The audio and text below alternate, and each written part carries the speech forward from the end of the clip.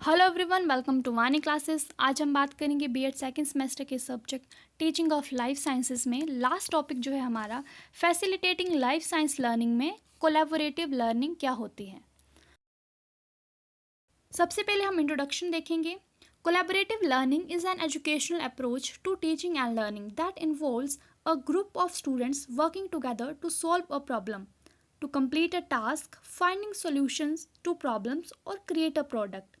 Collaborative learning में होता है कि दो या दो से अधिक स्टूडेंट्स एक साथ काम करते हैं। उनको कोई प्रॉब्लम दी जाती है, उन्हें वो प्रॉब्लम सॉल्व करनी होती है, उसके उन्हें सॉल्यूशंस ढूंढने होते हैं और फिर एंड में उनको एक प्रोडक्ट देना होता है उसका। And collaborative learning develops high level of thinking skills. इससे बच्चे के थिंकिंग स्किल बढ़ते हैं, उनकी डेवलपमेंट होती है, उनकी ओरल कम्युनिकेशन बढ़ती है, सेल्फ मैनेजमेंट एंड उनमें लीडरशिप की क्वालिटी आती है। हम मीनिंग देखेंगे। Collaborative learning means everyone is involve in the learning. इसमें सभी स्टूडेंट्स जो होंगे, जो ग्रुप होगा उसके सभी बच्चे उस लर्निंग में इन्वॉल्व होंगे। In collaborative learning students work together in small groups on a structural activity. कोई भी एक्टिविटी होगी उसके लिए बच्चों का टीचर ग्रुप बना देंगे, वो उस ग्रुप में काम करेंगे। A group of students discussing a lecture or students from various schools working together over the internet on a shared assignment are both examples of collaborative learning. Collaborative learning आपके अपने school में भी हो सकता है लेक्चर के माध्यम से, या फिर अलग अलग स्कूल्स भी काम कर सकते हैं ऑनलाइन इंटरनेट के थ्रू, जहाँ पे आप अपने अपने असाइनमेंट शेयर करोगे। ये दोनों ही कोलैबोरेटिव लर्निंग के एग्जांपल्स हैं। And collaborative learning is an instructional method that emphasizes students working together in small groups to complete a task or reach a common goal. जो भी बच्चे ग्रुप में काम करेंगे उनका एक गोल होगा कि उनको वो टास्क कंप्लीट करना है और उसके एंड प्रोडक्ट तक पहुंचना है। Collaborative learning is very important in achieving critical thinking. इससे बच्चों की क्रिटिकल थिंकिंग भी डेवलप होती है। It is an informal method of teaching. ये इनफॉर्मल मैथड है टीचिंग का। And which allows freedom and creativity. से बच्चे को फ्रीडम दी जाती है और उसके उनकी क्रिएटिविटी का पता लगाया जाता है कि बच्चे कितने क्रिएटिव हैं, वो किस तरह से प्रॉब्लम को सॉल्व कर रहे हैं। कुछ डेफिनेशंस देखते हैं। अकॉर्डिंग टू फिनले कहते हैं collaborative learning is a situation in which two or more people learn or attempt to learn something together. जिसमें दो या दो से अधिक बच्चे काम करते हैं, इसके लिए क्योंकि उन्होंने कुछ सीखना है और साथ में काम करना है। और according to Gokhale individuals are able to achieve high level of learning and retain more information when they work in groups rather than individually. कि बच्चे ग्रुप्स में ज़्यादा सीखते हैं उससे कि जब वो इंडिविजुअल एक एक बच्चा अलग अलग काम करेगा तो उनकी लर्निंग कम होगी एज़ कम्पेयर टू जब वो ग्रुप में सीखेंगे। That applies to both the facilitators of knowledge, the instructor, and the receiver of knowledge, the students. इससे दोनों को बेनिफिट होगा, जो नॉलेज प्रोवाइड करेगा, जो आपका टीचर या आपका इंस्ट्रक्टर होगा, और जो बच्चे नॉलेज ले रहे हैं उनके लिए भी। अब कैरेक्टरिस्टिक्स देखते हैं कोलैबोरेटिव लर्निंग मेथड के। पॉजिटिव इंटरडिपेंडेंस है, एक दूसरे पे डिपेंड हैं बच्चे, पर वो पॉजिटिव इंटरडिपेंडेंस हैं, उनको कोई टास्क कंप्लीट करना है। इंडिविजुअल अकाउंटेबिलिटी, हर बच्चे को उसमें पार्टिसिपेट करवाया जाता है, सभी बच्चे उस पर अपना अपना योगदान देते हैं। And face to face promotive interaction, बच्चे फेस टू फेस काम करते हैं, एक दूसरे के साथ इंटरेक्शन होती है उनकी। And appropriate use of collaborative skills, जो भी उनके स्किल्स हैं जो टीचर ने उन्हें सिखाया है वो उसका यूज़ करते हैं। एंड ग्रुप प्रोसेसिंग, क्योंकि ये ग्रुप का काम है, बच्चे ग्रुप में सीखते हैं तो ग्रुप प्रोसेसिंग होती है इससे। एंड बेनिफिट्स क्या क्या होंगे कोलैबोरेटिव लर्निंग के। Development of higher level of thinking skill, बच्चे की थिंकिंग स्किल बढ़ते हैं, उनकी डेवलपमेंट होती है कि बच्चे कोई भी प्रॉब्लम दी जाती है बच्चे को, बच्चा उसका सॉल्यूशन सोचता है कि इसका ये भी हो सकता है, ये भी हो सकता है, और फिर रिजल्ट कैसे आएगा। डेवलप्स ओरल कम्युनिकेशन स्किल्स, बच्चे के कम्युनिकेशन स्किल्स बढ़ते हैं, जब बच्चे ग्रुप में एक दूसरे के साथ बात करते हैं उनकी कम्युनिकेशन बढ़ती है, उनमें लीडरशिप क्वालिटी आती है, सेल्फ मैनेजमेंट होती है। And increase in student retention, self esteem and responsibility.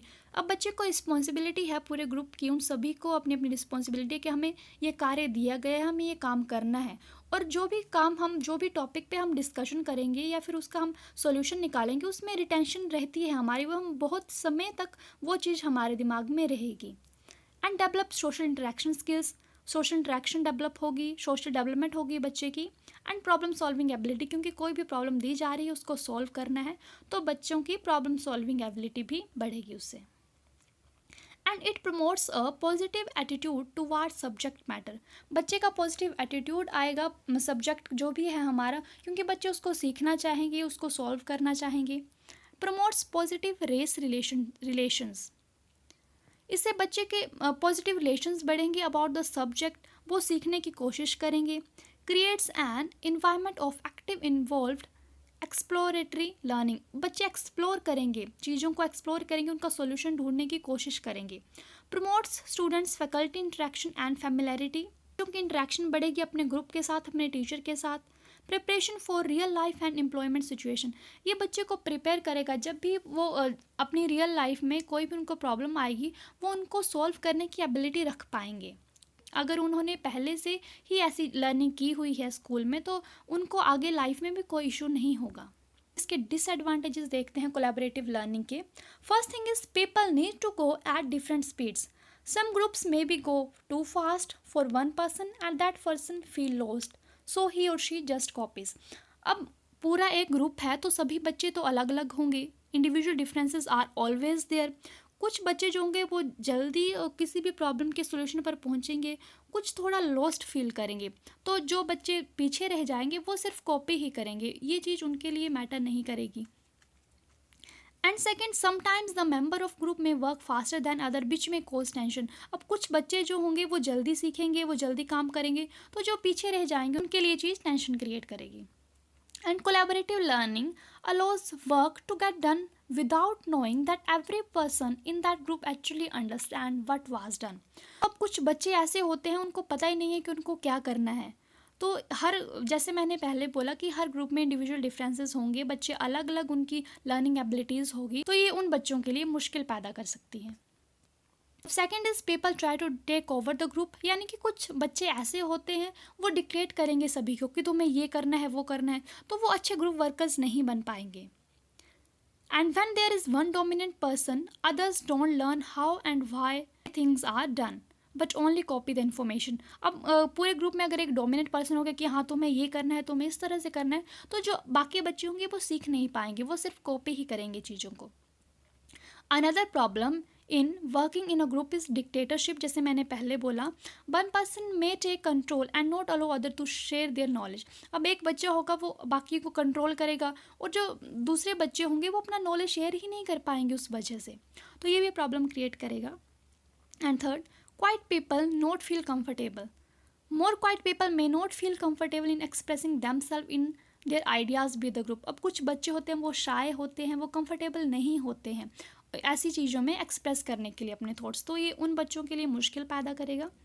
Next is group members not participate equally, not everyone in the group will participate. अब सभी बच्चे ग्रुप में पार्टिसिपेट नहीं करेंगे, कुछ बच्चे ऐसे होते हैं कि उनको रिलाय रहना है दूसरे पर कि दूसरा तो कर ही देगा, मैं भी उससे कॉपी कर लूँगा, मैं क्यों अपना दिमाग ख़राब करूँ, तो ये इशू होता है वहाँ पे। In a group many of the hard working students do all the work and the lazy students do nothing and still receive the same grade. ऐसा होता है, अब पूरा ग्रुप हो गया, उसमें से कुछ बच्चे हार्ड वर्किंग होंगे वो तो काम करेंगे, और जो बीच में कुछ लेज़ी होंगे उनको भी वही ग्रेड मिल जाएगा अगर अच्छे बच्चों ने काम कर लिए तो ये फेयर नहीं होगा उन बच्चों के लिए जो सारा काम कर रहे हैं।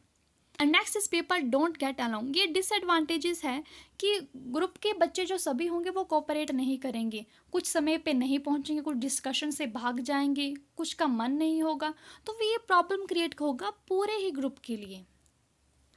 अब हम देखेंगे कि क्या क्या स्ट्रैटेजीज होंगी कोलैबोरेटिव लर्निंग को इफेक्टिव बनाने में।